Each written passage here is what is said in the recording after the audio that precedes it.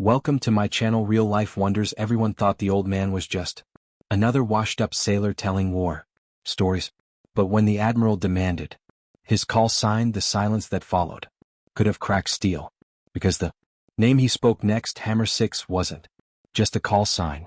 It was a ghost from the Navy's classified past. Before I tell you what happened next, tell me in the comments where you're watching from. I love knowing who's listening. The confrontation began at a Navy memorial ceremony in Norfolk. Rows of young officers stood crisp and proud, medals gleaming under the morning sun. Among them, an old veteran leaned on his cane, his jacket faded and frayed, his name tag barely legible. Most people didn't notice him until the Admiral did. Vice Admiral Carver, known for his sharp tongue and colder temper, spotted the man standing near the front.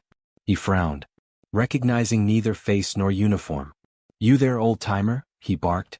"State your unit and call sign. We don't allow unregistered personnel near the command circle." The crowd stiffened. Even the young ensign stopped breathing. The old man raised his head, his eyes pale but piercing. "You don't recognize me, Admiral?" he asked quietly. "You should. I trained half the men you're standing with." Laughter broke from the younger ranks. Someone whispered, "Sure, Grandpa, and I'm the president." But the old man didn't flinch. He just stared at the Admiral. The kind of stare that only comes from someone who's seen things no man should. Carver stepped closer, voice cold. "I asked for your call sign." The old man inhaled slowly. The air seemed to tighten around him. Even the flags behind him stopped fluttering. Then, in a low, steady voice, he said, "Hammer 6. The words hit like thunder. Conversations died. The Admiral's face drained of color. He stumbled back half a step, whispering, "That's impossible." For a heartbeat, no one moved. The younger officers exchanged confused glances until one of the senior chiefs muttered, "Hammer 6. That was the code name of the ghost squadron. The one that vanished off the radar in '83. Eyes turned back to the old man. "Vanished," he said, a sad smile ghosting across his lips. "We didn't vanish, son. We were left there." Murmur spread through the crowd. Cameras lowered. The air thickened with the weight of forgotten history.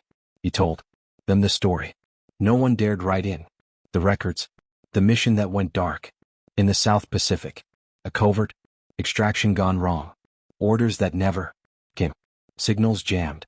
And a team left, stranded in enemy waters for 17 days. Only 2 men made it home. One was him. The other was Admiral Carver. The Admiral's hands trembled. "You weren't supposed to be alive," he stammered. "The report said you drowned." The veteran's eyes glistened. "You signed that report, sir, and you knew I didn't." Gasps rippled through the ranks. A gust of wind swept across the memorial, tugging at the Admiral's cap, knocking it to the ground. No one dared move. Moral tension hung heavy. One man's survival against another's ambition. For the first time, the Admiral lowered his gaze. "I did what I had to do," he whispered. The old man nodded. "So did I. But the difference, Admiral, is I did it for the men beside me." He turned to leave, his cane striking against the marble steps like the beat of a slow drum. But before he reached the gate, the Admiral called out, voice cracking, "Wait, Hammer 6. The old man paused. Carver straightened his shoulders, saluted, and said softly, "Welcome home, Commander." And for the first time in 40 years, the veteran saluted back. The crowd followed one by one, salutes rising like a wave of redemption. Tears rolled down faces that had never known the man. But somehow, they felt his story. A story of loyalty, silence, and forgiveness. Because honor doesn't fade, just waits for the right moment to be seen again. And sometimes the ghosts of the past don't return for revenge. They return for truth. If this story moved you, leave a comment, share your thoughts, and don't forget to subscribe for more real stories of courage, redemption, and the human spirit right here on Real Life Wonders. Please